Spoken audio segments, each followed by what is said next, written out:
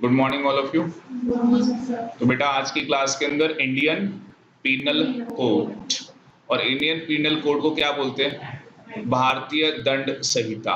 हिंदी में भारतीय दंड संहिता, और उर्दू में बोलते हैं ताजिराते हिंद। 302 के तहत आपको फांसी की सजा, एंड टिल टू डेथ।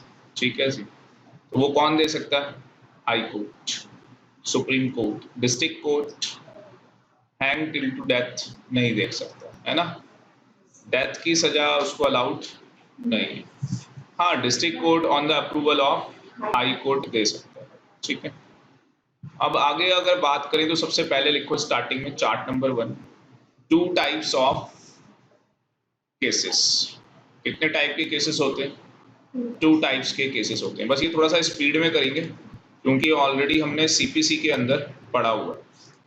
तो मैं आपको दिखा देता हूं, बस आप घर जाके इसी तरीके से पूरा चैप्टर पढ़ना।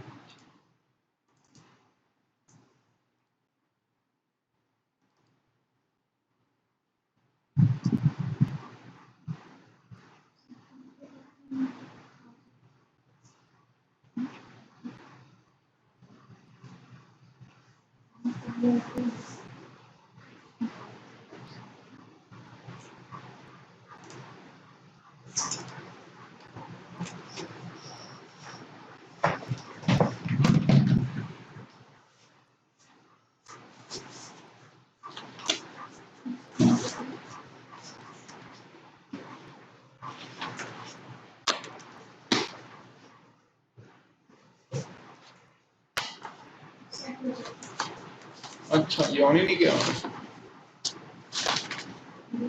पता ही नहीं।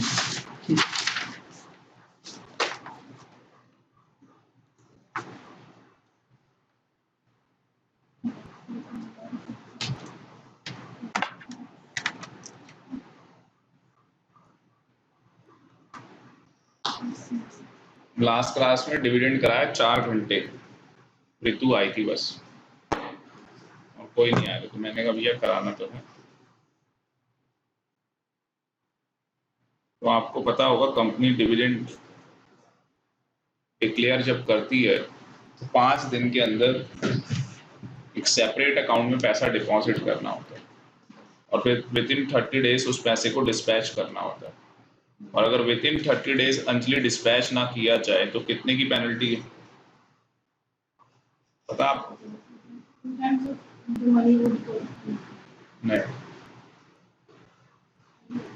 नहीं मालूम ना। सेक्शन 450 में लिखा है, उनको भी नहीं पता था। तो सेक्शन 450 में लिखा हुआ है मैक्सिमम 10,000 रुपए तक की पेनल्टी, और 1,000 रुपए per day till the default continuous. कहाँ लिखा है? सेक्शन 450। तो सेक्शन जो 450 है वो सेक्शन क्या है? 450 की पूरे कंपनी लॉ में अगर कहीं पे भी पेनल्टी फाइन नहीं बता रखा तो रेफर सेक्शन 450, तो वहां पे नहीं बता रखा। उसी तरीके से 30 दिन के अंदर आप डिस्पैच कर देते हो, फिर जितने लोगों को मिल गया अच्छी बात है। तो after the expiry of 7 days जितने लोगों को नहीं मिलता तो फिर आपको अनपेड क्लेम डिविडेंड में अकाउंट में जमा कराना पड़ता है। जो भी पैसा अनक्लेम होता है उस डिविडेंड अकाउंट में जमा कराना होता है विद इन 7 डेज।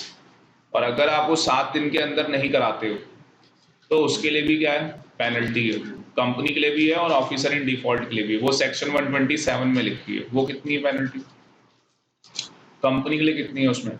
उसमें कंपनी के लिए 5 लाख और maximum 25 lakh. Officer in default मतलब कंपनी सेक्रेटरी, उसके लिए कितनी है? 1 लाख मिनिमम, मैक्सिमम कितनी? 5 lakh.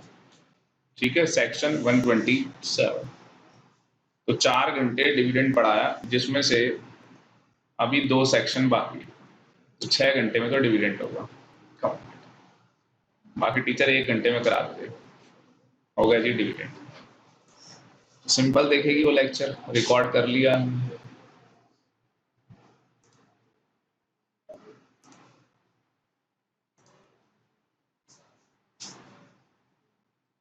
But companies act as comparison to JIGL बहुत ही ईजी है, क्योंकि आपको लैंग्वेज की भी ये जरूरत नहीं है। आप अपनी लैंग्वेज में लिख के आ सकते हैं। मतलब जो भी मैंने अभी बोला उसको आपको बस इंग्लिश में लिख के आना है, यहाँ कोई वर्ड यूज नहीं करने।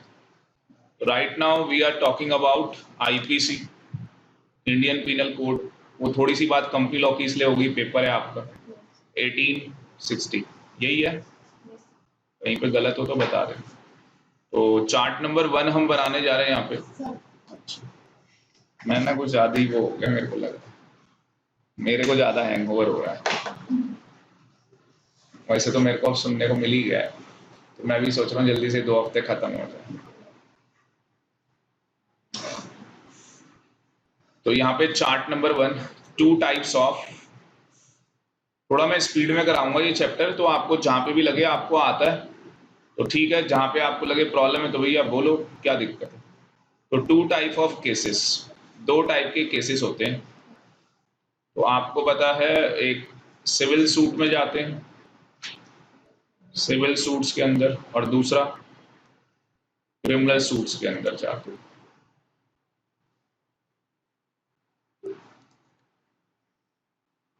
और जो सिविल सूट्स है आर रेगुलेटेड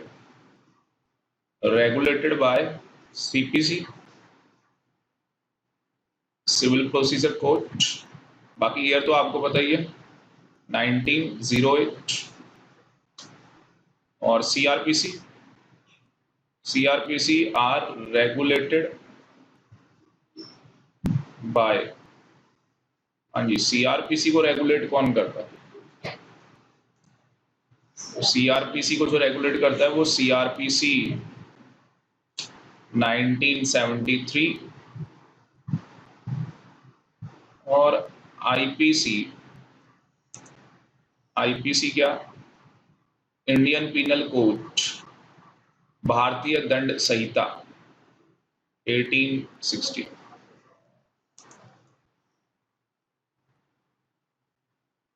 ठीक है, आगे आपको पता ही होगा कि जो सीपीसी है वो the code consist of 2 division, the code consist of 2 division. तो इसके अंदर 2 डिवीजन है, और वो 2 डिवीजन क्या है? फर्स्ट पार्ट क्या है इसका? फर्स्ट पार्ट कंटेन्स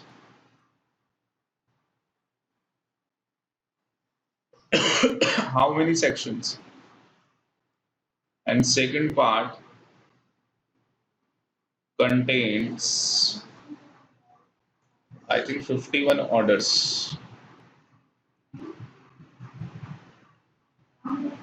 अगर फर्स्ट पार्ट की बात करूं तो 158 सेक्शंस हैं। सिंपल, आपको याद नहीं है सीपीसी में कितने सेक्शन है टोटल? वैसे हमारे सिलेबस में नहीं है, 158 टोटल सेक्शन है।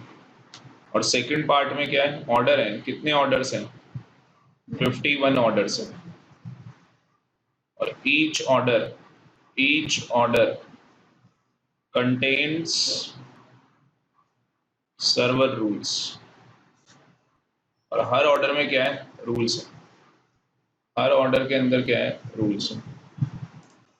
और जो हमारा सीआरपीसी है इसमें कितने सेक्शंस हैं? हाँ जी, इसमें है total number of sections 484 and divided into 37 chapters. कितने चैप्टर्स में डिवाइड है? 37 चैप्टर्स के अंदर ये डिवाइड है। और आईपीसी में कितने सेक्शन? आईपीसी में टोटल नंबर ऑफ सेक्शन है मोर देन, ऐसे लिख लो, more than 511 sections, more than 511 sections in IPC, contains 23 chapters, और 23 चैप्टर हैं इसमें। सीआरपीसी 37 चैप्टर, एंड और आईपीसी क्या है? सबटेंटिव लॉ है। आईपीसी क्या है? सबटेंटिव लॉ। आईपीसी में 23 चैप्टर्स हैं, 23 चैप्टर।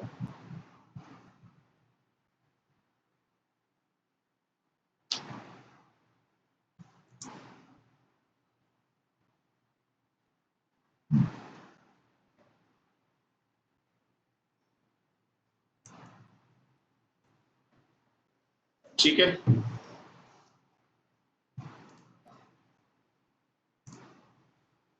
सिविल सूट में क्या होता है? Chart number 2। सिविल सूट में क्या होता है? अगर ब्रीच ऑफ कॉन्ट्रैक्ट होता है तो क्या करते हैं? सर सूट फाइल होता है, और सूट से पहले क्या बोलते हैं? प्लांट। सूट से पहले क्या बोलते हैं? प्लांट। तो जो केस फाइल करता है उसको क्या बोलते हैं? प्लांटिफ।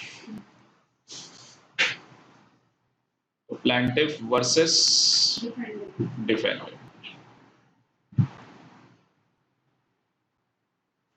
प्लांटिफ फाइल्स प्लांट या suit against defendant. Breach of contract आपने किया और प्लांट फाइल की गई, मतलब सूट फाइल किया गया।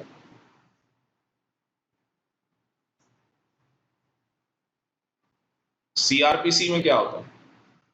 सीआरपीसी कंप्लेन फाइल की जाती है, और जो कंप्लेन फाइल करता है उसे क्या बोलते हैं? कंप्लेनेंट। और जिसके अगेंस्ट करता है, वेरी गुड, एक्यूज्ड। तो लिख लो सीआरपीसी में क्या होता है। Chart number 3। Chart number 3 same यही चीज होगी सारी। चार्ट नंबर 3 बस सिविल की जगह क्या आ जाएगा? Criminal suit. तो कंप्लेन फाइल होगी, और कंप्लेन कौन फाइल करेगा? कंप्लेनेंट। किसके अगेंस्ट? एक्यूज्ड। एक्यूज्ड मतलब ऑफेंडर, है ना, भगोड़ा, दोषी।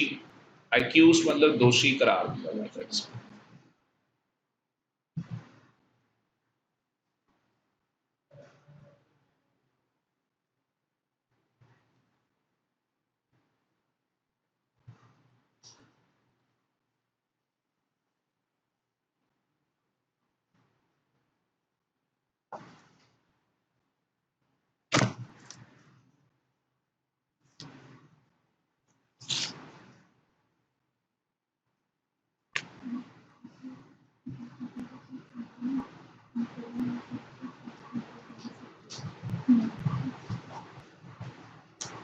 तो यहाँ पे अगर हम बात करें सिंपल, तो एक तरफ सिविल और एक तरफ क्रिमिनल। तो अगर हम बात करें तो सिविल सूट क्या है? ट्रांसफर ऑफ प्रॉपर्टी का केस है, आपकी प्रॉपर्टी का झगड़ा है, तो उसके लिए क्या है? आप सिविल सूट में केस फाइल करोगे, सिविल साइड में आप जाओगे, वहां पूरा एक प्रोसीजर बताया गया, मतलब कि CPC is a procedure law. CPC क्या है? Procedure law. And transfer of property act, contract act, ये सारे क्या है? सब्टेंटिव लॉ है, ठीक है, विच determine the rights and liabilities of the parties.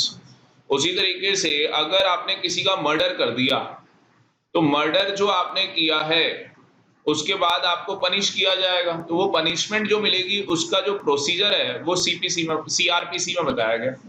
उसका प्रोसीजर कहाँ बताया गया? सीआरपीसी के अंदर। और जो आपने मर्डर किया है उसमें कौन सी धारा लगनी है, ठीक है ना। अटेम्प्ट टू मर्डर करना, मर्डर माना जाएगा या नहीं माना जाएगा, या कल्पेबल होमिसाइल अभी आएगा। एक कल्पेबल होमिसाइल का मतलब है causing a death without intention to cause a death, मतलब कि आपसे किसी आदमी, कोई आदमी मर गया पर आप चाहते नहीं थे, पर कोई आदमी क्या हो गया?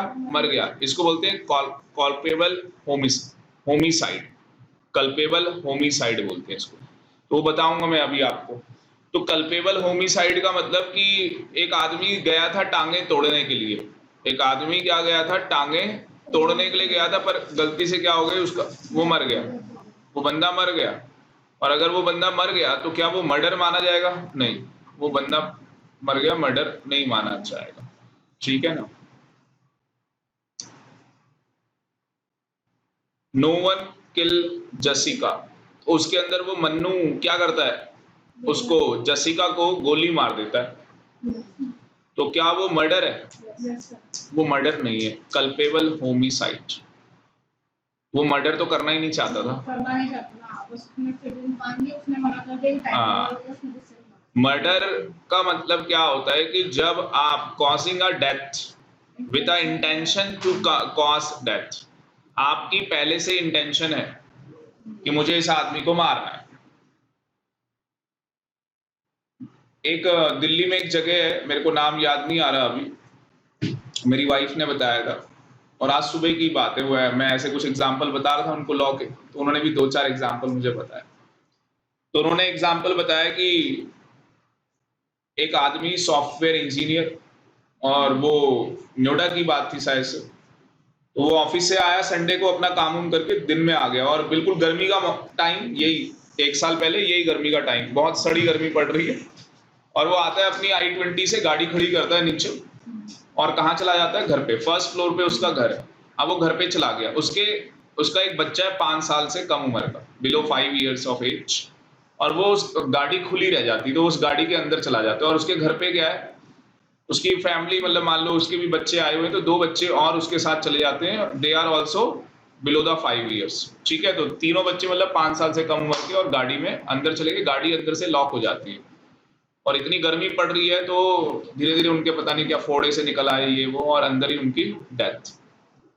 और वो फैमिली परेशान है कि बच्चे दिन में सुबह गए थे 10 बजे, और अब 2 बज गए, 3 बज गए, ये आए क्यों नहीं, और कहीं कोई आवाज नहीं आ रही, कोई दिख नहीं रहा, और जो कार के मिरर है वो भी ब्लैक है, तो आते चलते किसी को दिखाई भी नहीं दे रहा, और बच्चे कुछ बोल कहाँ पा रहे हैं, वो तो मर चुके हैं, ठीक है। और उससे पहले अगर कुछ बोल भी रहे होंगे तो किसी को सुनाई नहीं दिया, इतनी सड़ी गर्मी में कौन धूप में घूम रहा है, ठीक है ना, वो वाली कहानी हो रही है। और वो पुलिस स्टेशन जा चले गए हैं, सब कुछ कर लिया है, बाद में जब उन्होंने सोचा कि चलो एक बार गाड़ी उठाते हैं और देखते हैं, तो देखो वहां पे 3 डेड बॉडी। तो आप क्या बोलोगे, मर्डर है? कल्पेबल होमिसाइड, मतलब causing a death without intention to cause a death. आगे बात समझे, वो वाली कहानी। तो इस केस में 7 साल की सजा, 7 साल बंदा जेल में, समझ, उधर बच्चा गया, इधर पापा जेल। मैंने कहा था ना उस दिन, आईपीसी जैसे कि सेल्फ डिफेंस, सेल्फ डिफेंस एक अलग चीज है, उसमें आप बच सकते हो, बट जेल उसमें भी जा सकते हो, ठीक है ना, पर बचने के चांसेस ज्यादा है, आप प्रूफ कर दो पूरा ही कि सर अब मेरे ऊपर गोली रखी दी थी, और पीछे जो मेरा फ्रेंड है, ठीक है, वो कराटे चैंपियन है, और उसने उसके एक मारे, और वो गोली वापस उसी के चल गई, वही मर गया, ठीक है जी। तो कहानी क्या समझ में आ रही है कि सर आईपीसी में क्या हो रहा है, आईपीसी में क्राइम की डेफिनेशन है कि कौन सा क्राइम माना जाएगा, कौन सा क्राइम नहीं माना जाएगा। आ गई बात समझ में, कौन सा क्राइम माना जाएगा, कौन सा क्राइम नहीं माना जाएगा, तो आईपीसी के अंदर बताया गया है। बट वैसे आप पढ़ोगे तो आईपीसी के अंदर डिफाइन नहीं किया गया, ठीक है ना, तो वो हम पढ़ेंगे अभी। तो आईपीसी क्या है, सब्टेंटिव लॉ है, मतलब कि अगर किसी का मर्डर हो गया है तो मर्डर में कौन से सेक्शन लगने, कौन से चार्जेस लगेंगे, वो आईपीसी बताएगा, पर वो केस कैसे चलेगा वो सीआरपीसी बताएगा। और सबसे अच्छी बात है कि हमने सीआरपीसी और सीपीसी पढ़ लिया है, तो आईपीसी बहुत ही इजी लगने वाला है आपको, और आपने टॉर्ट का चैप्टर पढ़ा है तो वो किस लिए और आसान आपको लगने वाला है। अपने मॉड्यूल में आते हैं, और मॉड्यूल के अंदर पहला जो पैरा है वो बाद में पढ़ेंगे, पहला पैरा बाद में पढ़ेंगे, उससे पहले हम लोग सेकंड पैरा में आते हैं। सेकंड पैरा में क्या लिखा हुआ, तो सेकंड पैरा के अंदर क्या लिखा हुआ है, क्या नाम है, सिंपल देखो क्या लिखा है। आईपीसी क्या है, एक कॉलोनियल लेजिस्लेशन है, मतलब अंग्रेजों के टाइम का। कॉलोनियल का मतलब क्या होता है, ब्रिटिश जब राज किया करते थे उस टाइम का ये लेजिस्लेशन, ठीक है जी। आगे, which was retained as the main penal law of the country even after India became independent in 1947. तो कंट्री क्या हो चुकी है, आजाद हो चुकी है ना, आज हिंदुस्तान आजाद हो चुका है, फिर भी ये लॉ अभी तक वैसे का वैसा ही है, कोई चेंज नहीं, थोड़े बहुत इक्का दुक्का चेंज किए।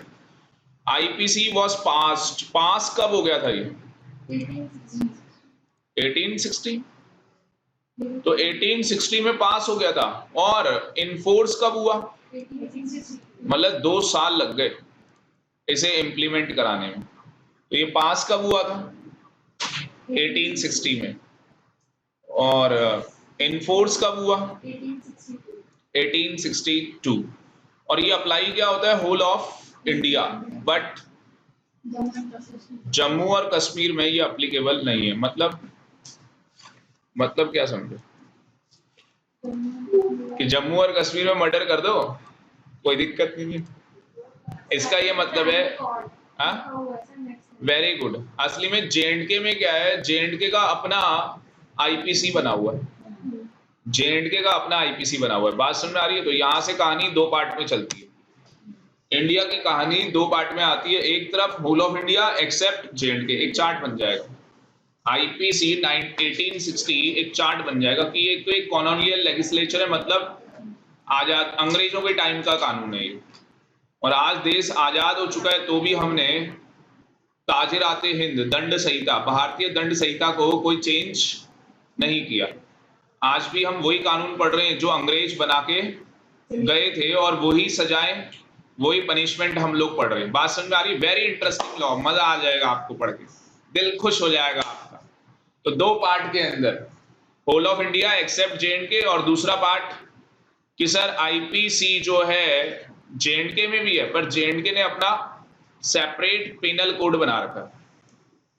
तो सेपरेट क्या बन रखा है, Jammu and Kashmir IPC separate बन रखा है, उन्होंने अपना सेपरेट आईपीसी बना रखा है। इतनी बात समझ में आ गई?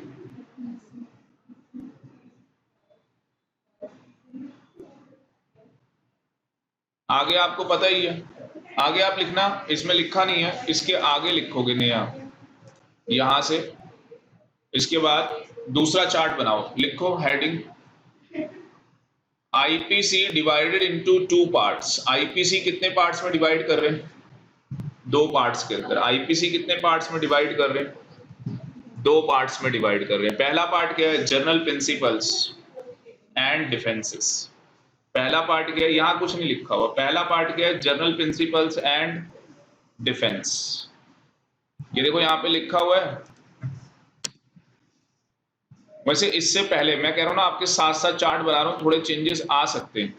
इससे पहले आपको एक लाइन लिख लेनी थी कि जो आईपीसी है वो क्या है, सबटेंटिव लॉ है। आईपीसी क्या है, सबटेंटिव लॉ है। और आईपीसी में कितने चैप्टर हैं? हाँ जी, आईपीसी में चैप्टर कितने हैं? 23 चैप्टर्स इन आईपीसी। अभी लिखवाया था आईपीसी के अंदर कितने चैप्टर हैं, 23, और more than 511 sections over the year. Yes और नो? देखो सामने आ रहा है आपके 23 चैप्टर और 511 से ज्यादा सेक्शन। इसके बाद हमने चार्ट बनाना था कि ये दो पार्ट्स के अंदर है। दो पार्ट क्या है, जनरल प्रिंसिपल ऑफ डिफेंस, और दूसरा पार्ट क्या है, स्पेसिफिक प्रिंसिपल्स ऑफ डिफेंस। एक तरफ जनरल प्रिंसिपल्स, दूसरी तरफ स्पेसिफिक प्रिंसिपल्स ऑफ डिफेंस।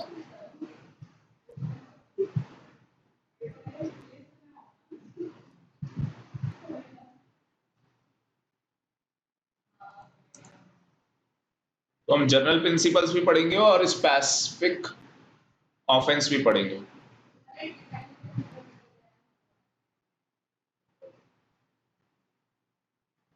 अब करते हैं स्टार्ट आईपीसी।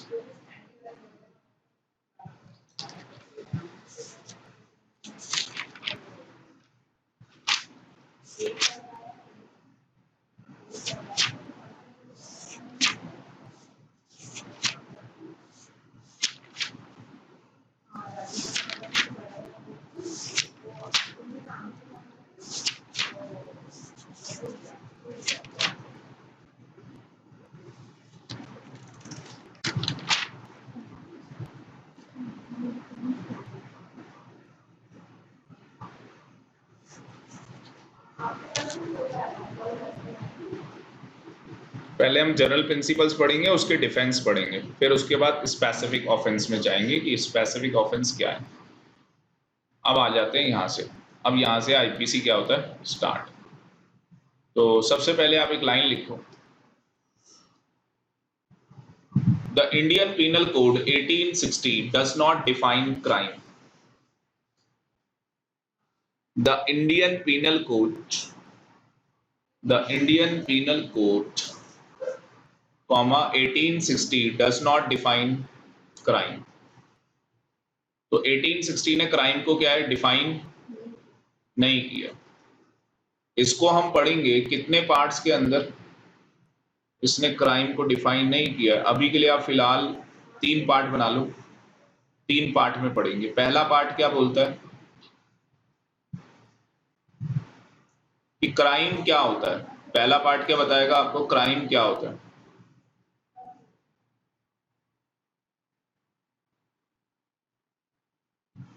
दूसरा पार्ट क्या है, पनिशमेंट बताएगा। अगर आप कोई क्राइम करते हो तो उसका क्या होगा, पनिशमेंट होगा। और तीसरा पार्ट क्या बोलता है, कई चीजें ऐसी होती हैं जो क्राइम तो होता है, मतलब तीसरा वाला पार्ट का आप हेडिंग लिख लो मोराल क्राइम। तीसरे पार्ट की हेडिंग क्या है, मोराल क्राइम, मोराल क्राइम। बाकी चौथे पार्ट में आते हैं, ठीक है, बात करते हैं उसकी।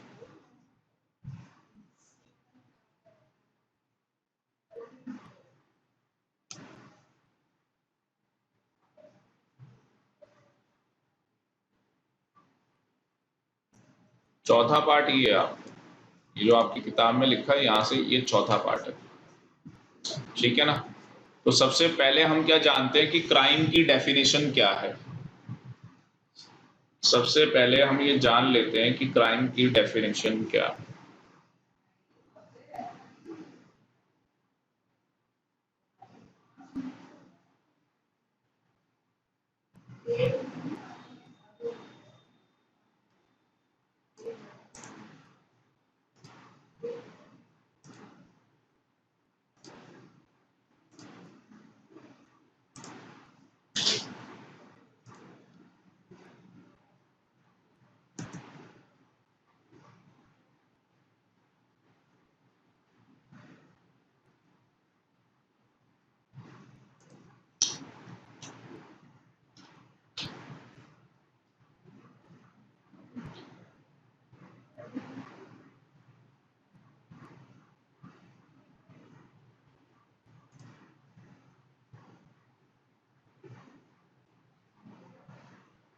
क्राइम तो कहीं पर डिफाइन ही नहीं है।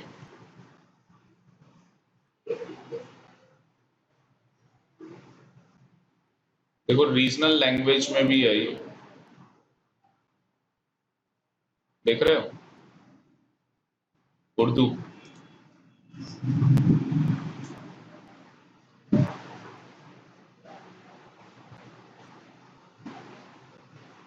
ये तो लेजिस्लेटिव डिपार्टमेंट इसने दिखाया आईपीसी का।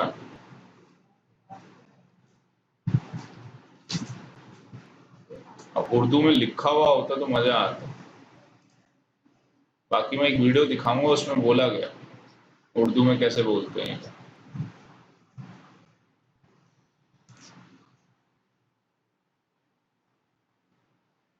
लिखो आप, मैं बताता हूं क्या बोल रहा है वो। तो क्या कह रहा है, a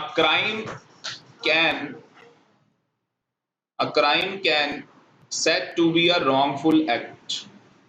A crime can said to be a wrongful act of commission.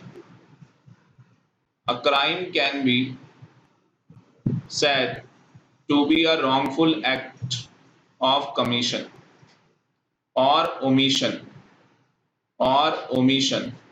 comma, contrary to law,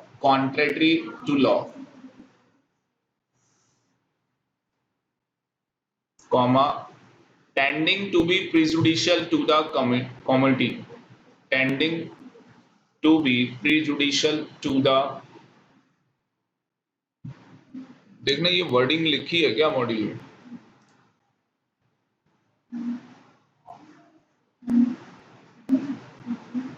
कहीं पे लिखा है।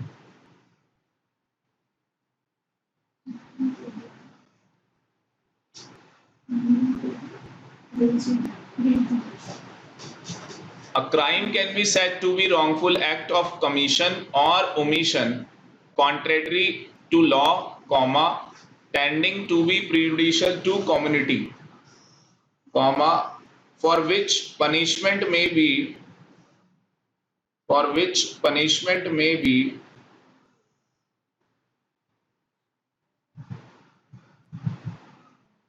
given as a result, punishment punishment may be given as a result of judicial proceedings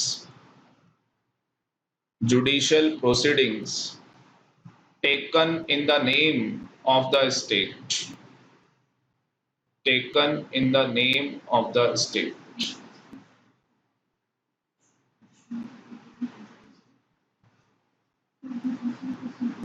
judicial proceedings taken in the name of the state. तो यहाँ पे वो क्या बोलता है, क्राइम क्या एक रॉन्गफुल एक्टिविटी है। नंबर 1, क्राइम क्या एक रॉन्गफुल एक्टिविटी है, मतलब कि कुछ भी क्या क्या किया गया है, गलत किया गया है।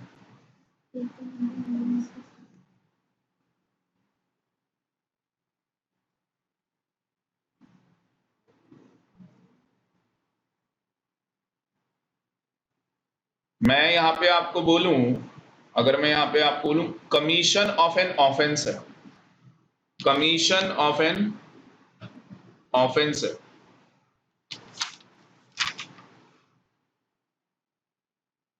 अगर आप आओगे हमारी ना बुक के अंदर तो ये आगे चल के हमें पढ़ने को मिलेगा, और आगे चल के कहाँ पे पढ़ने को मिलेगा,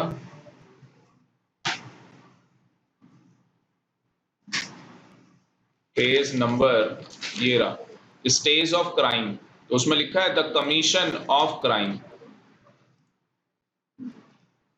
जो स्टेजेस लिखी हैं तो उसके अंदर पहले बताया है कमीशन ऑफ अ क्राइम, और कमीशन ऑफ अ क्राइम में क्या क्या चीजें आती है। हाँ जी, आपने लिखा ना कमीशन ऑफ अ क्राइम, इसमें कितनी चीजें आएंगी, 4। कितनी चीजें आएंगी इसमें, 4 चीजें आएंगी, और ये 4 चीजें क्या होंगी,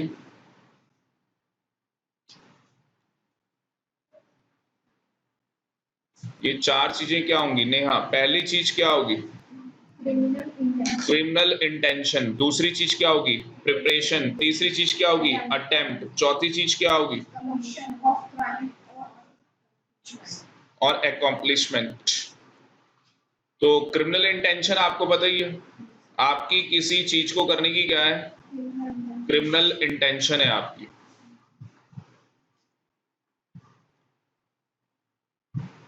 ये देखो यहाँ पे एग्जाम्पल भी लिखा हुआ है, कहीं पे देखना एग्जाम्पल, ये लिखा हुआ फॉर एग्जाम्पल,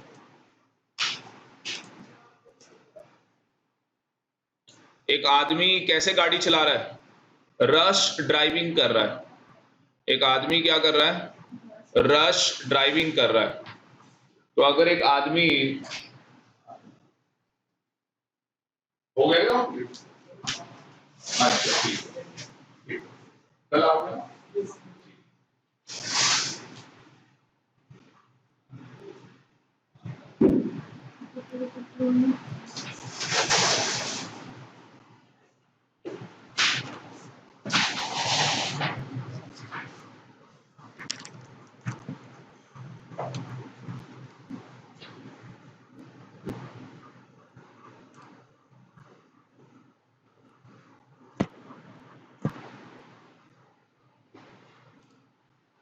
तो एक आदमी क्या कर रहा है, रश ड्राइविंग कर रहा है, ठीक है ना।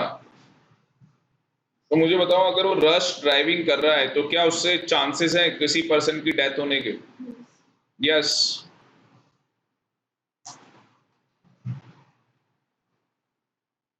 तो उससे क्या है, चांसेस हैं किसी पर्सन के डेथ होने के। प्रिपरेशन आपने पढ़ा था एविडेंस के अंदर, मर्डर करने के लिए पहले पूरी प्रिपरेशन की जाती है ना, और फिर उसे अटेम्प्ट किया जाता है। अच्छा, आपके सपने में प्रिपरेशन चल रही है, सपने में आप प्रिपेयर कर रहे हो कि इस आदमी का मर्डर ऐसे करूंगा, आपने अटेम्प्ट नहीं किया, आपने अटेम्प्ट नहीं किया, सपना देख रहे हो आप इस आदमी का इस तरीके से मर्डर करूंगा, आपने किया ही नहीं, तो फिर थोड़ी ना वो क्राइम माना जाएगा, जब तक आप वो चीज करोगे ही नहीं। तो कमीशन ऑफ क्राइम होनी चाहिए, अटेम्प्ट भी होना चाहिए, अटेम्प्ट करने के बाद बंदा मर भी जाना चाहिए। आप मर्डर तो कर रहे हो, मर ही नहीं रहा, चाकू मार रहे हो, मर ही नहीं रहा, क्यों, उसने अंदर से जो भी है कुछ भी मान लो ऐसी चीज पहनी हुई और टमाटर डाले हुए साथ में, आपको खून निकल रहा है इसका, जैसे मूवीज में होता है, Yes, sir. और बाद में वो आदमी कोर्ट में आ जाता है, हो ये कहाँ से आ गया, ये तो मर गया। Bullet proof हो, bullet मार देते और bullet proof. हाँ, या आप गोली मार रहे हो, क्या मर गया मैं, Hmm. और बाद में सबसे लास्ट में उसी को पेश किया जाता है और सारे लोग देख के हैरान, ये तो मर गया था, Yes, sir. ये कहाँ से आ गया, क्योंकि जो आदमी मर गया वो तो वापस आ ही नहीं सकता। ये कितनी बड़ी कनेक्टिविटी है, इसलिए कह रहा हूँ ड्राफ्टिंग जो है ना बड़ी खतरनाक है इस चैप्टर की। तो सबसे पहला पॉइंट क्या है, रॉन्गफुल एक्ट ऑफ कमीशन है, और ओमिशन। ओमिशन का मतलब क्या है कि कोई आदमी अपनी ड्यूटी नहीं कर रहा, जैसे वो पुलिस वाला। ओमिशन का वहां मैंने मतलब भी बताया था, ये टॉट में बताया था ओमिशन का मतलब कि कोई स्नैच करके लेके जा रहा है चैन, किसी लेडी की कोई चैन लेके जा रहा है और सामने पुलिस वाला काम ही नहीं कर रहा, अपनी ड्यूटी नहीं कर रहा, वो कह रहा है मैडम पैसे दोगे तो बताओ, लेके आता हूं आपकी वापस चैन। या जाट आंदोलन इसमें आप बोल सकते हो Yes, sir. कि भैया जो जाट आंदोलन हो रहा है, इतने दंगे फसाद हो रहे हैं, तो पुलिस वाले अपनी ड्यूटी नहीं कर रहे, वो अनदेखा कर रहे, तो उसको बोलते हैं ओमिशन। और ये सब कुछ क्या है, कॉन्ट्रेरी टू लॉ है। आ रही बात समझ में? क्या इस चीज के लिए पनिशमेंट होनी चाहिए या नहीं होनी चाहिए? अगर वो पुलिस वाला अपनी ड्यूटी नहीं कर रहा तो उसके लिए क्या होनी चाहिए, पनिशमेंट होनी चाहिए। बात समझ में आ रही? ठीक है, बाकी आपको यहाँ पे सारा समझ में आ जाएगा। लास्ट में एक चीज लिखी हुई है कि इस रिजल्ट से क्या होता है, जुडिशियल प्रोसीडिंग आपके अगेंस्ट चलेंगी in the name of state. State का मतलब क्या है यहाँ पे, refer article 12 constitution of India. Refer article 12 constitution of India. मतलब क्या कई बार ऐसा हो सकता है कि कोई मर्डर हुआ और जिस आदमी ने वो मर्डर होते हुए देखा है, वो जिस आदमी ने मर्डर होते हुए देखा है वो तो उस आदमी को जानता भी नहीं है, मतलब अननोन है, तो भी क्या कंप्लेन फाइल कर सकते हैं? यस, तो भी हम कंप्लेन फाइल कर सकते हैं। कंप्लेन में लिखा था आप नोन बंदे के लिए भी कर सकते हो, अननोन के लिए भी कर सकते हो। क्या वो बंदा ये बोल सकता है सर देखो बार बार मैं नहीं आऊंगा कोर्ट कचहरी के केस, मेरे अपने भी काम है, ठीक है, और मैं इस आदमी को जानता भी नहीं, वो तो मैंने मर्डर होते हुए देख लिया, असली में मैं गड्ढे में गिर गया था और ये मर्डर कर रहा था उधर। अब इनको क्या पता कि यह आदमी गड्ढे में गिरा हुआ है, ठीक है, और वो भी नाले पे, ठीक है, और वो बिल्कुल बदबू से भरा हुआ, और वो वहां से छेद, गड्ढे के अंदर से छेद थे, तो उसको वहां से दिख रहा था, ठीक है ना, कि मर्डर हो रहा है। बात समझ में आ रही है? कोई दिक्कत? ठीक है जी, यहां तक समझ में आ गया आपको? उसके बाद नेक्स्ट पैरा में देखो क्या बोला है। नेक्स्ट पैरा के अंदर, नेक्स्ट पैरा मैंने आपको क्या बताया था, नेक्स्ट पैरा क्या बताया था मैंने आपको? नेक्स्ट जो पैरा है उसमें क्या है, thus it is clear that crime is what the government has to a law declare as a punishable, in other words there is no crime at part what the law market lay down in this regard. मतलब कि crime वही माना जाएगा जो कानून की book के अंदर क्राइम है। तो लिख लो, लिख लो नेक्स्ट पैरा में, नेक्स्ट पैरा के अंदर आप लिख लो 10 कॉमा 10 कॉमा, मतलब कानून की किताब में जिसको क्राइम बोला गया है उसी को क्राइम माना जाएगा। कानून की किताब में, हाँ जी, कानून की किताब में जिसको क्या बोला गया है, क्राइम, उसी को क्या माना जाएगा, क्राइम, और किसी को क्राइम नहीं माना जाएगा। तो क्या बोलता है 10 comma it is clear that a crime is what the government has thought. Thus, it is clear that a crime is what the government has thought a law.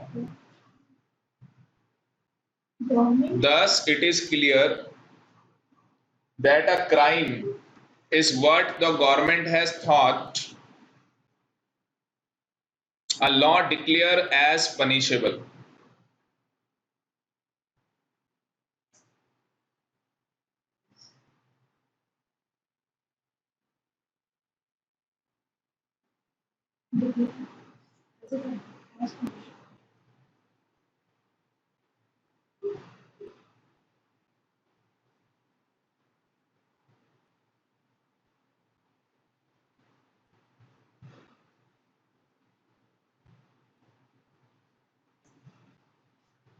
Thus, it is clear that a crime is what the government has thought a law declared as a punishable. Full stop.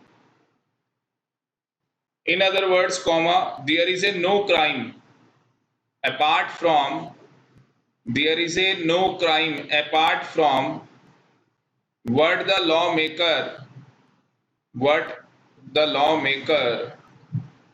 have laid down in this regard.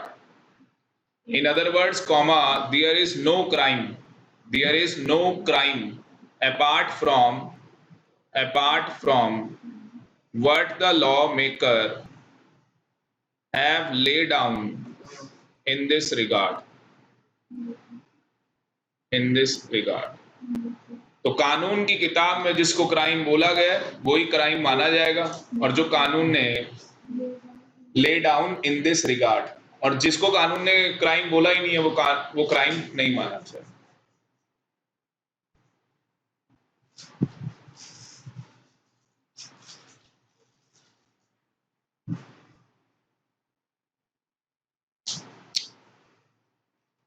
तीसरी branch क्या थी इसकी?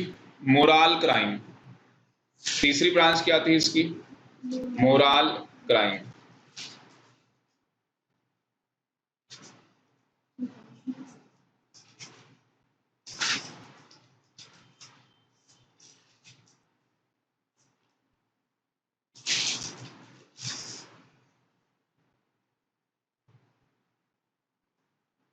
Moral crime के लिए best example है LGBT। LGBT क्या है?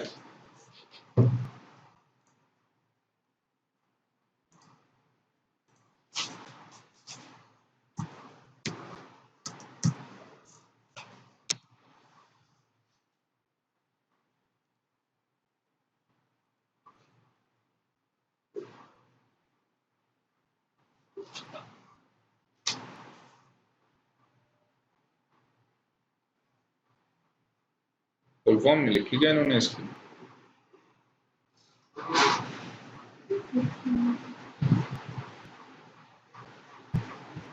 सुना है कभी नाम? नहीं सुना? चलिए, ये लिखा होगा नीचे।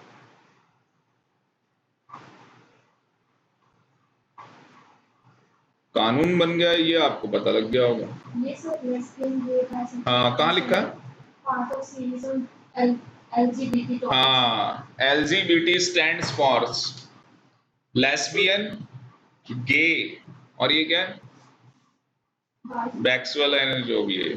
ये क्या कानून बन गया आपको पता नहीं है? लड़का लड़के से मैरिज कर सकता है। वो LGBT क्या है? एक यूनियन बना रखी है, ठीक है जी, और लड़की से मैरिज कर सकती है। आ रही बात समझ में? ये LGBT बेस्ट एग्जांपल है। मुझे बताओ ये चीज सही है गलत है? गलत है। मोरल क्राइम है ये, देखा जाए लॉ की अब देखो कानून की नजर में तो ये क्राइम नहीं है। क्यों?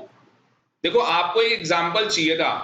आपको क्या एग्जांपल चाहिए था कि सर आपने कहा thus it is clear that कि क्राइम वही होगा जो सरकार ने बोला, उसी को क्राइम मानेंगे जो लेजिस्लेचर ने बोला है। वो क्राइम नहीं है जो लॉ की बुक में नहीं लिखा।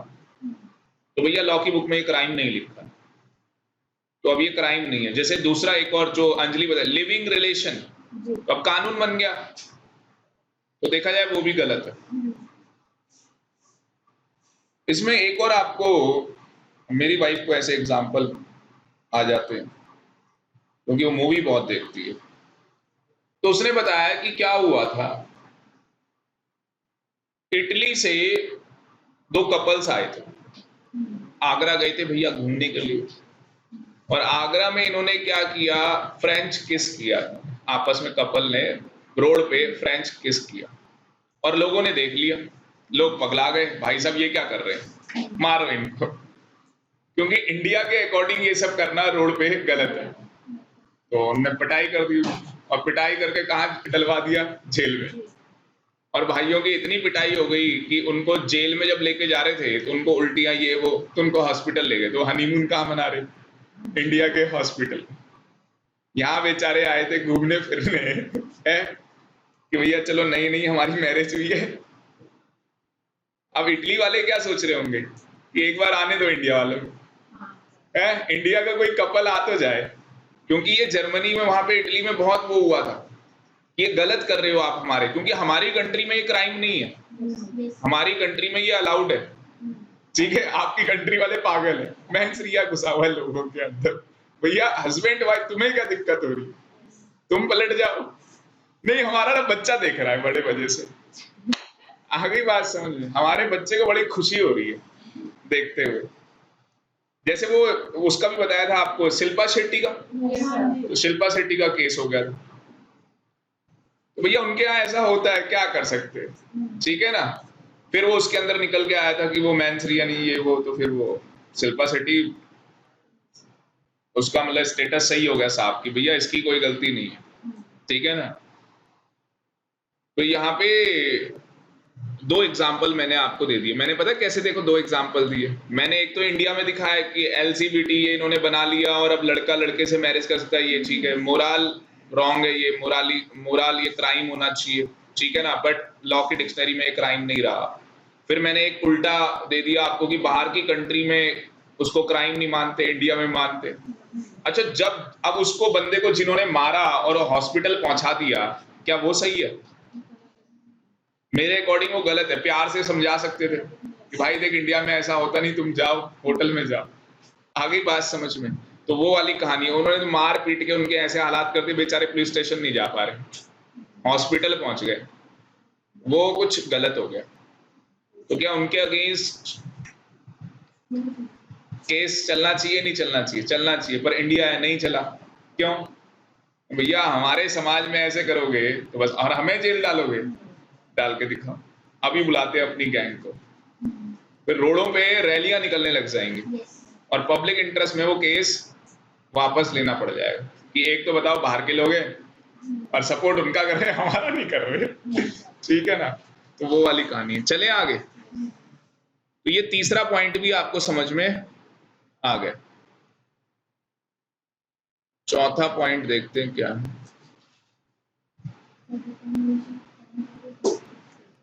चौथा पॉइंट है, for determination of crime there is no fixed rule. Crime को डिटरमाइन करने के लिए कोई भी फिक्स रूल नहीं है। देखो यहां पे लिखा हुआ है आपके, यहां पे for determination of crime there is no fix rule. Crime is what the law says it is. तो क्राइम वही है जो लॉ बोलता है, तो क्राइम वही है जो लॉ बोलता है।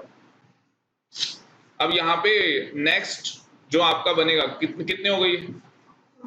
4 हो गए। पांचवा क्या बनेगा? पॉइंट्स में बना रहे हैं हम लोग इसको। पॉइंट्स में क्या होगा हमें याद रहेगा। फिफ्थ पॉइंट क्या है? डिफरेंस बिटवीन क्रिमिनल ऑफेंस में और किसमें? सिविल रॉन्ग में क्या डिफरेंस है? क्रिमिनल में और सिविल रॉन्ग में क्या डिफरेंस है?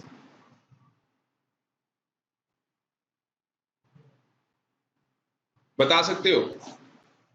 क्रिमिनल ऑफेंस में और सिविल रॉन्ग में क्या डिफरेंस है? जो सिविल रॉन्ग होता है, जो कौन सा रॉन्ग होता है? सिविल रॉन्ग होता है, वो इंडिविजुअली होता है। अब वो फ्रेंच कपल इस तरीके से बीच रोड पे जो भी है वो कर रहा है, तो ये क्या है? सिविल रॉन्ग है या क्रिमिनल ऑफेंस है? क्रिमिनल है। बोलो क्यों? क्योंकि इससे सोसाइटी, होल सोसाइटी को इंपैक्ट पड़ रहा है। तो नेहा क्या समझ में आया कि क्रिमिनल ऑफेंस वो होता है जिससे होल सोसाइटी को क्या है? अफेक्ट हो। और अगर इंडिविजुअल अफेक्ट हो रहा है तो मतलब कि मान लेते हैं कि किसी के भाई का मर्डर कर दिया, किसी के भाई का मर्डर कर दिया, तो ये क्या है? सिविल रॉन्ग हो गया। जिसके भाई का मर्डर किया उसको दिक्कत है ना। अब मैं आपको बताता हूं, वो लड़की क्या नाम है? निर्भया, तो गैंग रेप हो गया, तो भैया ये तो सोसाइटी को इफेक्ट कर रहा है, तो ये क्या हो गया? क्रिमिनल ऑफेंस हो गया। तो कई बार क्या होता है, कोई ऑफेंस क्रिमिनल हो जाता है और कई बार कोई क्या होता है? सिविल हो जाता है। Simple words, criminal offence are those which affect the whole society and civil offence या civil wrongs are those which individually affect the individuals, बस सिंपल सी बात है ना, सिंपल।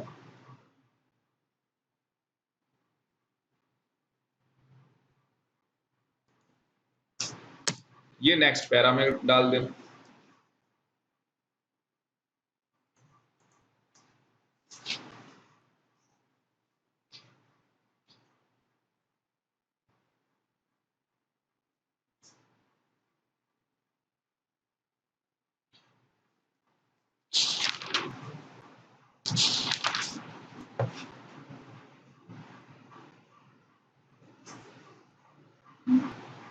तो यहाँ पे हम क्या है, हम फिर उसके बाद क्रिमिनल ऑफेंस और सिविल ऑफेंस या सिविल रॉन्ग को डिफाइन कर देंगे।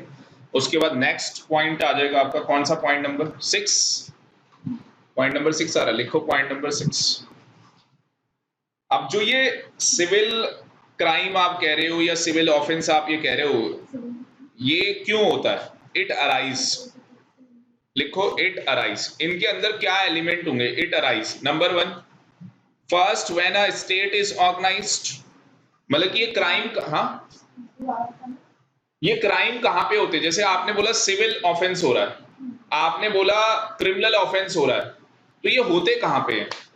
क्या ये वो प्लूटो में होते होंगे, मंगल ग्रह में होते होंगे, इंडिया में ही होते होंगे? तो उसके लिए क्या एलिमेंट होते होंगे, क्या एलिमेंट होते होंगे जहां पे ये क्राइम होते होंगे? तो लिखो it arise, number 1, first when a state is organised, जहां पे कोई स्टेट ऑर्गेनाइज होती है, जहां पे कोई ना कोई क्या होती है, स्टेट क्या होगी, ऑर्गेनाइज होगी। जैसे हरियाणा है तो हरियाणा में भी क्या है, एक स्टेट ऑर्गेनाइज है, तो हरियाणा में भी बहुत सारे एरिया है, ठीक है। जैसे मैं दिल्ली की बात, दिल्ली में द्वारका है भैया, साकेत है, तो ये कोई ना कोई एक ऑर्गेनाइज क्या है, हर जगह एक स्टेट है, मतलब कि कहीं ना कहीं समाज रह रहा है वहां पे। दूसरा क्या है, पीपल सेट अप रूल्स, लोग क्या करते हैं, अपने रूल्स बनाते हैं। राजस्थान में क्या रूल बना रखा है, लड़की 16 साल की हो गई मैरिज करा दो, 18 की भी नहीं हुई है मैरिज करा दो, बाल विवाह, ठीक है ना। तो क्या है, पीपल सेट अप रूल्स, लोगों ने अपने क्या बना रखे हैं, रूल्स बना रखे हैं। और तीसरा क्या है, the breaking of which is called a crime, the breaking of which is called a crime.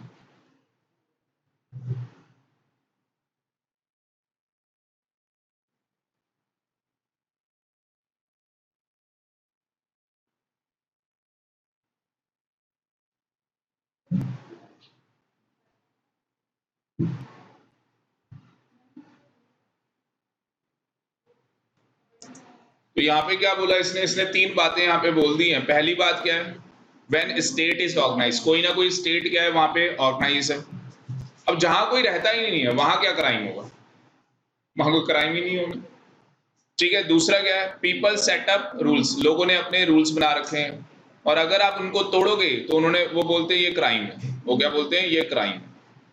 Next आ जाओ आप 7th point. The code not only deals with offense but also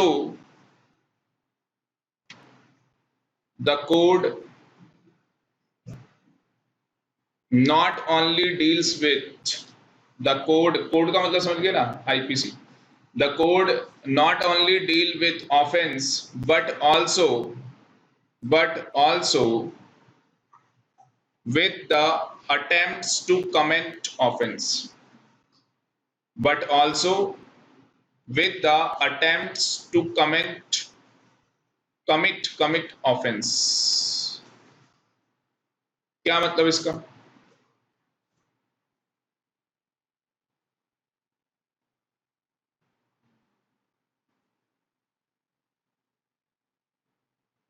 इसके लिए आपको लिखो, इसके लिए रेफर सेक्शन 309 आपको दिखाना पड़ेगा, सेक्शन 309 आईपीसी का।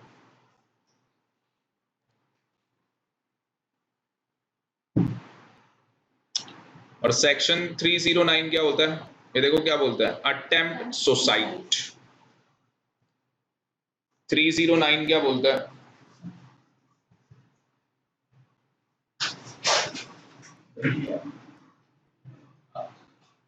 रवि आओगे 5 मिनट। हाँ आप भी नहीं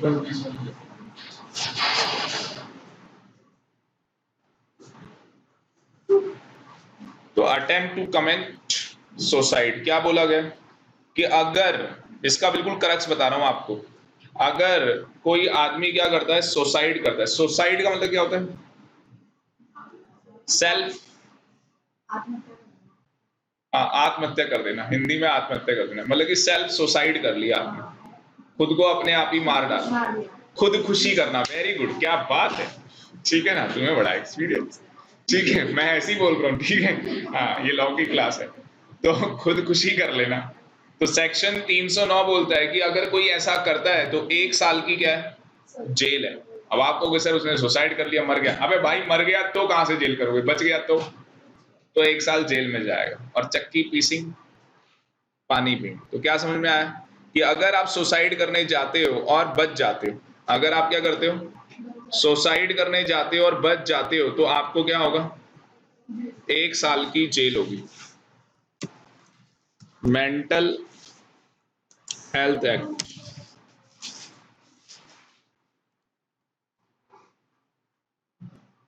दोबारा यहाँ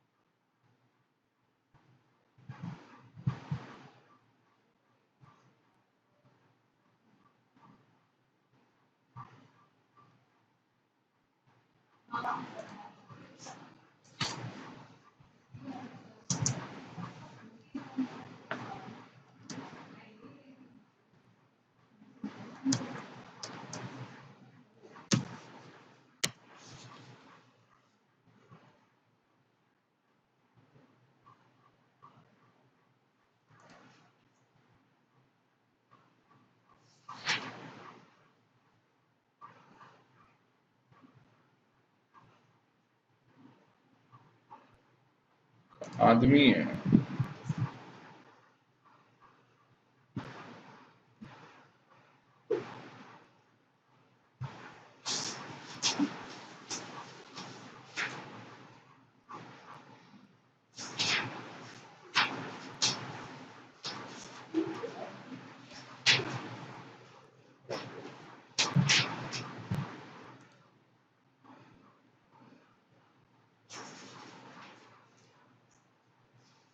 ये रहा पूरा लॉ है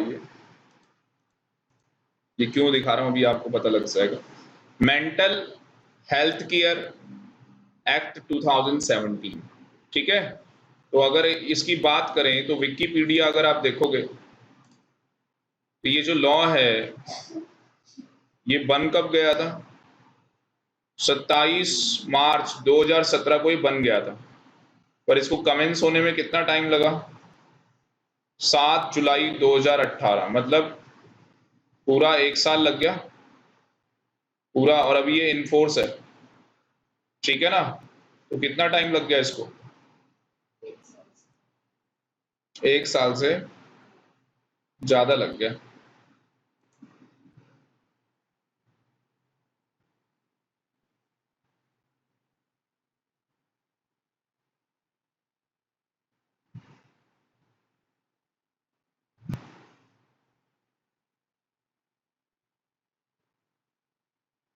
समझ दिख रहा है आपको फंदा सुसाइड करने का। तो यहाँ पे क्या कह रहे हैं कि सर अभी हमने सेक्शन 309 आईपीसी कोड में देखा था कि अटेम्प्ट टू कमिट सुसाइड क्या एक ऑफेंस है, पनिशेबल है with the imprisonment of up to 1 year, 1 साल की जेल है अगर आप बच गए तो। मर गया तो सिंपल करिए, फिर क्या होगा, फिर तो मर गया ना भाई, फिर कैसे जेल करोगे। दूसरी तरफ हम ये कह रहे हैं कि मेंटल हेल्थ केयर एक्ट बना 2017 में और उसका सेक्शन है 115। कौन सा सेक्शन है, 115। और सेक्शन 115 क्या बोलता है,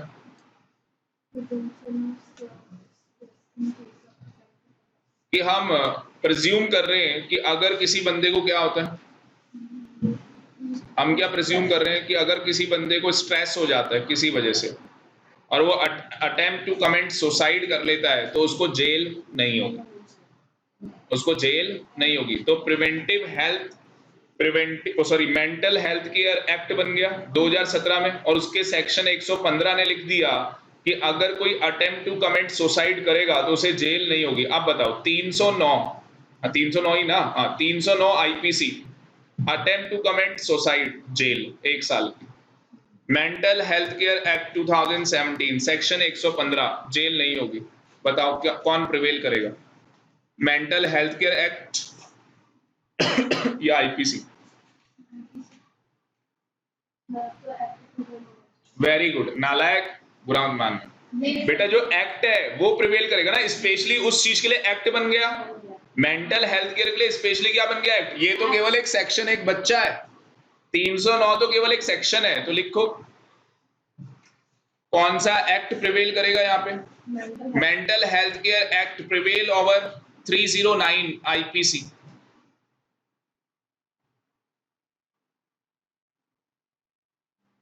क्या मैं बोल सकता हूं कि लॉ की किताब के अंदर attempt to commit suicide is not a crime?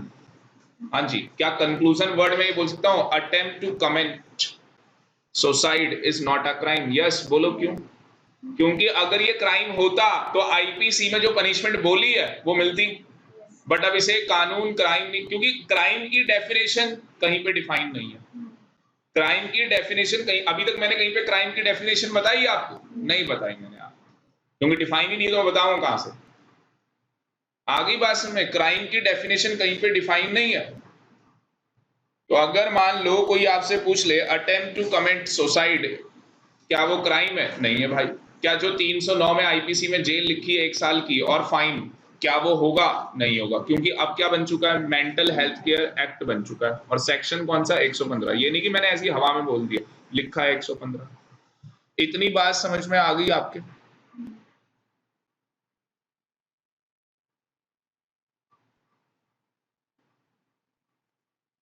एक और मैं आपको दिखाना चाहूंगा, एडल्ट्री सुना हुआ है आपने?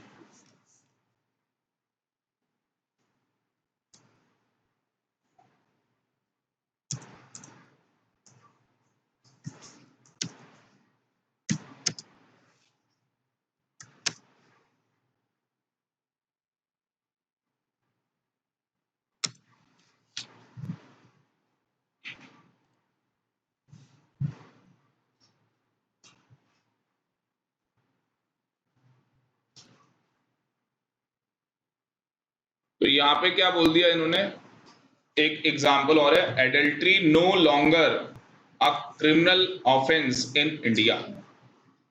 अभी हम क्या पढ़ रहे हैं कि क्राइम कब नहीं माना जाएगा। हमने 3 बातें वहां पे डिसाइड की है। पहला सेट ऑफ ऑर्गेनाइजेशन है, दूसरा लोगों ने अपने रूल्स बना रखे हैं, और फिर अगर आप उन रूल्स को तोड़ते हो, मतलब कि ब्रेक करते हो, तो आपको क्राइम माना जाएगा। अब मेरे को आप बताना, एक रूल मैं बता रहा हूं आपको, सेक्शन है 497। कौन सा सेक्शन है? 497 आईपीसी का। देख लो कितना कुछ बताना पड़ रहा है इंट्रोडक्शन में। तो सेक्शन 497 है आईपीसी का। सेक्शन 497 क्या बोलता है आईपीसी का? सेक्शन 497 आईपीसी का क्या बोलता है? तो सेक्शन 497 देखो क्या बोलता है, कह रहा है कि अगर कोई सेक्सुअल इंटरकोर्स कर ले विद अ पर्सन, अगर कोई भी बंदा किसी मैरिड लेडी के साथ सेक्सुअल इंटरकोर्स कर ले, तो उस केस के without the consent of his husband. कौन सा हस्बैंड होगा जो बोलेगा हाँ भाई, ठीक है ना? तो अगर कोई कर लेता है मान लो, तो कह रहे हैं कि उसके लिए आपको कितने साल की जेल है? 5 साल की। तो जो मेल पर्सन होगा वो 5 साल जेल में जाएगा। एक मैरिड लेडी है, उसके साथ उसने सेक्सुअल इंटरकोर्स कर लिया, तो बोला गया कि जो मैन है अगर without the consent of her his husband, तो उस केस के अंदर उसको 5 साल की जेल होगी, साथ में फाइन भी है। ये सब कहानी सेक्शन 497 में ये लिखा है, इसका मतलब ये क्राइम है। अब उल्टा भी तो होता है, अब मान लो कोई लड़की कर ले लड़के के साथ, तो कह रहे भैया उसको जेल तो आप कर ही नहीं रहे क्योंकि आपके आईपीसी में लिखा ही नहीं है। तो इसके लिए सुप्रीम कोर्ट तक चले गए लोग। कौन लोग गए होंगे? मेल लोग। वो सुप्रीम कोर्ट तक पहुंच गए, और जब सुप्रीम कोर्ट तक वो पहुंच गए तो वहां पे क्या हुआ? अभी तो खोली थी वो साइट। तो इंडिया में अब एक्स्ट्रा मेजर पे वो नहीं जाना। हाँ वही तो खोली थी यार अभी साइट, कहाँ गई? एडल्ट्री,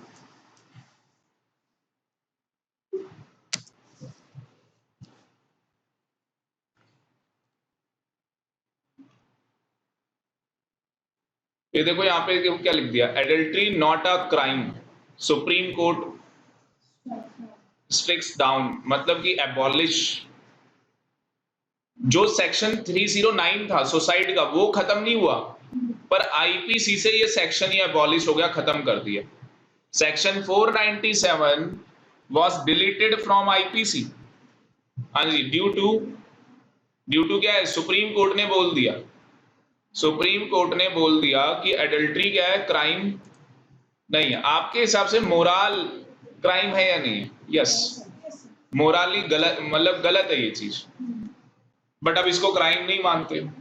ये कहानी होगी।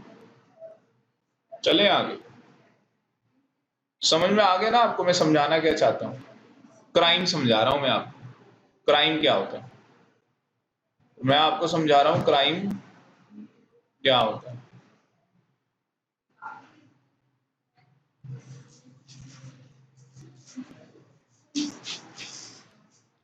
नेक्स्ट जो हमारे पास हेडिंग है, अब चैप्टर मेनली स्टार्ट होगा यहां से।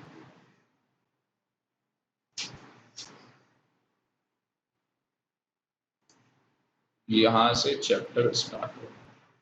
लिखो, judicial of Indian penal code 1860।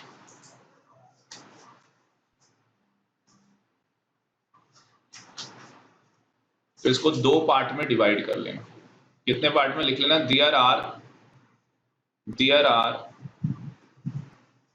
two kinds of jurisdictions of court. There are two kinds of jurisdictions of court. Number one, territorial jurisdictions.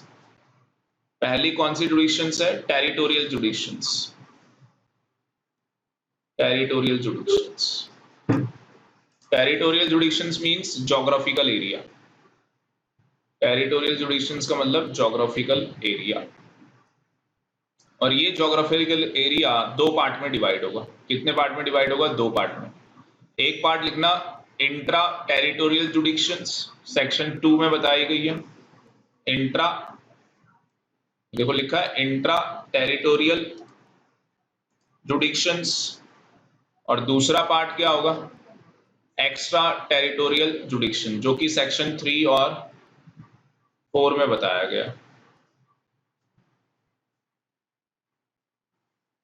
Section 3 और 4 में बताया गया है। सेक्शन नंबर 2, सेक्शन नंबर 2, और ये है एक्स्ट्रा। ये देखो एक्स्ट्रा टेरिटोरियल जुडिक्शन, ये किसमें बताया गया? Section 3 and 4। Section 3 and 4। Intra territorial jurisdictions का मतलब कि अगर आपने हिंदुस्तान में क्राइम किया तो आपको पनिशमेंट कहां दी जाएगी? हिंदुस्तान के अंदर। कहां पे पनिश किया जाएगा? हिंदुस्तान के अंदर। अगर आपने क्राइम कहां किया है? इंडिया के बाहर। अगर आपने क्राइम कहां किया है? इंडिया के बाहर, तो भी क्या आपको इंडिया में पनिश कर सकते हैं? अगर आपने क्राइम इंडिया के बाहर किया है तो भी क्या आपको इंडिया में पनिश कर सकते हैं? यहाँ पे दो केस लॉ मैं आपको बता देता हूं। अगर आपने इंडिया के बाहर किया है तो भी क्या आपको इंडिया में पनिश कर सकते हैं।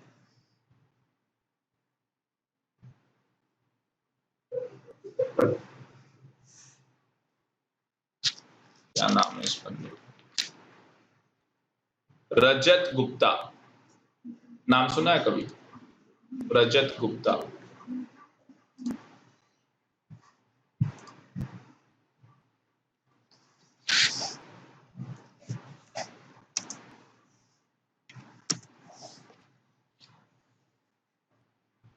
देखो इतनी फेमस पर्सनैलिटी है कि भैया नाम लिखते इसका नाम आ जाता है।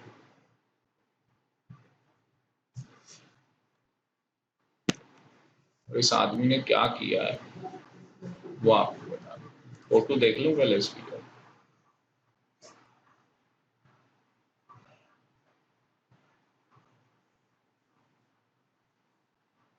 रजत कुमार गुप्ता, बंगाली ज्यादा है ये।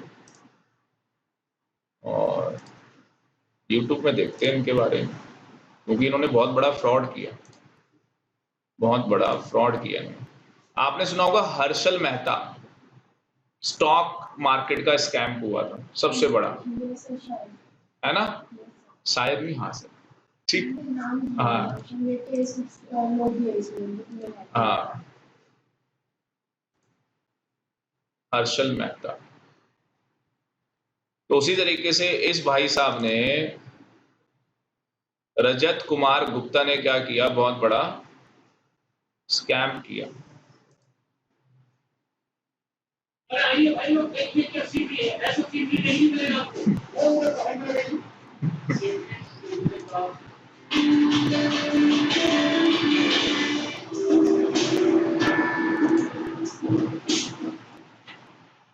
Once the poster boy for India American Wall Street professionals and now accused of insider trading, Rajat Gupta pleaded not guilty and has been released on bail. The former director of investment for the firm Goldman Sachs, also the former chief of McKinsey, had to sign a surety bond of $10 million. Get an idea on the rise and the fall of Rajat Gupta. Rajat Kumar Gupta, age 62, educated at IIT Delhi and the Harvard Business School. Former director of Goldman Sachs and co-founder of the Indian Business School. Now, an accused in an insider trading case out on a $10 million bail bond. If found guilty, the poster boy of Indian American Wall Street success could face 105 years in prison. Pleads not guilty, ऐसे लिखा हुआ है। His rise in the world of finance, his stuff legends are made of. Rajat Gupta was the poster boy, and when he was the chief of McKinsey worldwide, he's a brilliant man. I've met him a couple of times. There is some article that he helps other business school of business, and having such type of people getting into this web is very sad. Born in Kolkata in 1948 to a teacher mother, Rajat's father, a journalist, died when he was 16 years old. 2 years later, his mother also died, leaving Gupta and his 3 siblings to fend for themselves. Jail हो गई है इसको 105 साल। Gupta went to the Harvard Business School for his MBA. At 45, he became the chief of McKinsey, the first non-US ये McKenzie company है stock broking बाहर की, consulting firm in the world. इसी की कंपनी है। There was no holding Gupta back, but then something went wrong. If investigators are to be believed, Gupta allegedly passed on corporate secrets to Raj Rajaratnam, a Sri Lankan-born hedge fund manager. The FBI alleged that in 2008 and 2009, Gupta passed on sensitive financial tips, causing millions of dollars of illicit profits. It's dismayed me, it's angered me that a man of such great, reasonably great intellect could mess up with such a basic character flaw. And, it's very bad timing. We didn't need this. He certainly didn't need it. But I think the news has been very distressing. We all knew it was coming because, this incident came to... जैसे India में क्या है, हर्षल मेहता ने scam किया तो पूरी stock market क्या हो गई, हिल गई, है ना? उसी तरीके से कई लोग ऐसे होते हैं जो इंडिया के हैं पर बाहर कहते हैं हमारा नाम बाहर भी तो बिकता है, तो हम बाहर स्कैम करके दिखाते। हर्षल मेहता यहाँ इंडिया में कर रहा है, हम बाहर करके दिखाते। तो रजत ने कहाँ किया, बाहर किया, और पूरी न्यूयॉर्क की मार्केट हिला दी भाई साहब, इतना बड़ा स्कैम कर दिया। आईआईटी से इसने इंजीनियरिंग कर रखी है, हार्वर्ड से भाई साहब पढ़ाई कर रखी है, क्या फायदा? एक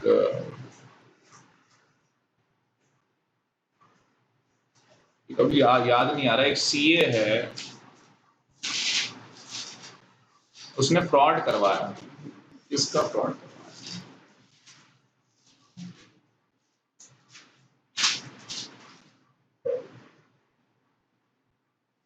जो भी एक चार्टर्ड अकाउंटेंट ना किसी चीज के अंदर एक फ्रॉड करवाया दाऊद इब्राहिम के साथ। भाई साहब दाऊद ने अटैक किया था, कुछ 13 बम ब्लास्ट हुए थे इंडिया में।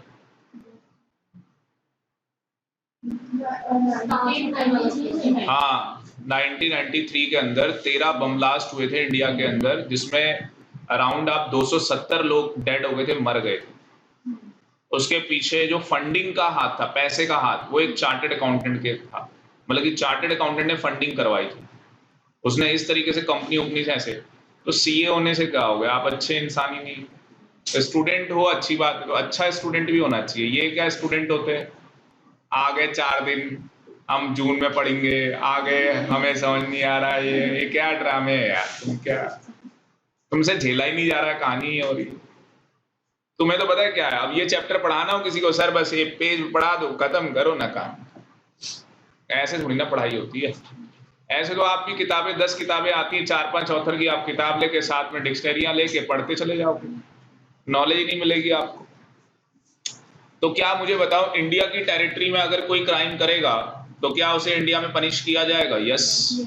इसका बेस्ट एग्जांपल क्या है कि सर इटली से आए हुए 2 नेवी के सोल्जर इटली के, और उन्होंने यहाँ 5 केरला में मछुआरे थे जो, उनको मारा था, तो उनके ऊपर इंडिया में केस हुआ। समझ में आ रही बात? यहाँ पे बोला गया टेरिटोरियल जुडिक्शंस, मतलब कि ज्योग्राफिकल एरिया किसका है? इंडिया का है। इंट्रा टेरिटोरियल जुडिक्शंस, तो अगर वो इंडिया का है तो भैया हम क्या करेंगे उस केस के अंदर, आपको इंडिया में पनिश करेंगे। और दूसरा क्या बोल रहे हैं, एक्स्ट्रा टेरिटोरियल जुडिक्शंस, मतलब कि बाहर हुआ है वो क्राइम, कहाँ पे हुआ है? बाहर हुआ है। और अगर वो क्राइम कहाँ हुआ है? बाहर हुआ है, तो क्या इंडिया में पनिश किया जा सकता है? अच्छा, वो क्राइम किया किसने? इंडियन नेशन ने किया है या बाहर वाले ने किया है? इंडियन नेशन ने किया। एक्स्ट्रा टेरिटोरियल जुडिशन में हम कह रहे हैं जो इंडियन नेशन है उसने क्राइम किया। जब आप पढ़ोगे यहाँ पे तो आपको पता लग जाएगा, फॉरेन वाला नहीं है। पर जो हम इंट्रा कह रहे हैं उसमें क्या है? जो हम इंट्रा कह रहे थे उसमें क्या है? उसमें कोई भी हो सकता है, इंडियन नेशन का भी हो सकता है, फॉरेन नेशन का भी हो सकता है। बात समझ में आ रही है? इंडियन नेशन का भी हो सकता है और फॉरेन नेशन का भी हो सकता है।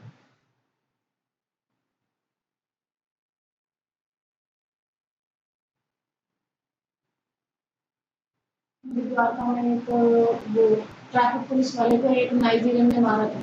अच्छा, वो भी तो जेल में है। तो हमने यहाँ पे क्या किया, हमारा टॉपिक क्या था? जुडिक्शंस ऑफ इंडियन पीनल। तो हमने उसमें 2 ब्रांचेस बनाई ना।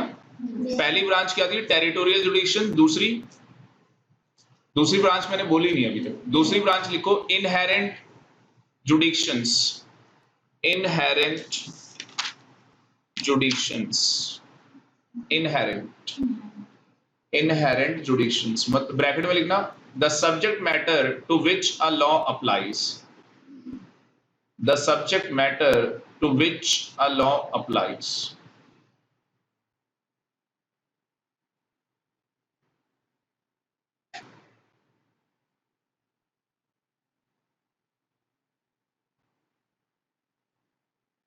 इसका मतलब ये है कि भैया जो कंट्री लॉ बना रही है वो केवल उसी की कंट्री में क्या होगा?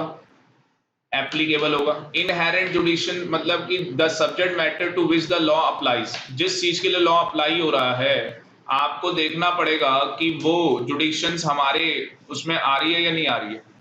अब आप मान लो कोई चीज है वो आपके जुडिक्शंस में नहीं आ रही है, तो फिर आप इंडिया में उसको क्राइम, मतलब वो आपके जुडिशन में नहीं आ रही तो उसको क्राइम क्या बोलोगे आप? मतलब कि बाहर जाके मान लो कोई किसी कंट्री में जाके कुछ इंडियन है अगर कोई गलत काम करता है तो ठीक है, उसको पनिशमेंट किया जाएगा इंडिया में। और अगर बाहर की सरकार कर रही है तो बाहर ठीक है, अच्छी बात है। पर अगर कोई ऐसी चीज है जिसे बाहर क्राइम कहते ही नहीं है और इंडिया में तो क्राइम कहते, तो इंडिया में तो उसको पनिशमेंट मिलेगी, पर उसने वो काम कहाँ किया है? बाहर किया, और बाहर उसको क्राइम नहीं बोला जाता, फिर नहीं पनिश किया जाएगा। जैसे पेरिस में होता है, पेरिस में लोग नंगे ही घूम रहे होते हैं, इंडिया में नहीं घूम सकते, Yes. ठीक है ना। तो वो वाली कहानी है। समझ में आ गया। तो ये अभी हम थोड़ी देर में पढ़ेंगे, थोड़ा सा ब्रेक लेते हैं फिर आगे स्टार्ट करते हैं। 10-15 मिनट का ब्रेक, देन हम लोग स्टार्ट करते हैं इसको।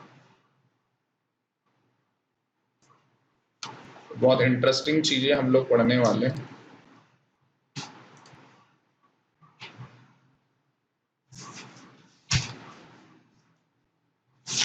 इसके बाद हम ये भी पढ़ेंगे कि फंडामेंटल एलिमेंट क्या होते हैं क्राइम में। तो 4 फंडामेंटल एलिमेंट होते हैं, आपकी किताब में 3 ही बताए गए, जिसमें मैंसरिया भी आ रहा है, मतलब कि ह्यूमन बीइंग होना चाहिए, एक आदमी होना चाहिए। फिर वो आदमी होने से कुछ नहीं होगा। अब भैया क्राइम जो किया है, पनिश किसको करोगे? पनिशमेंट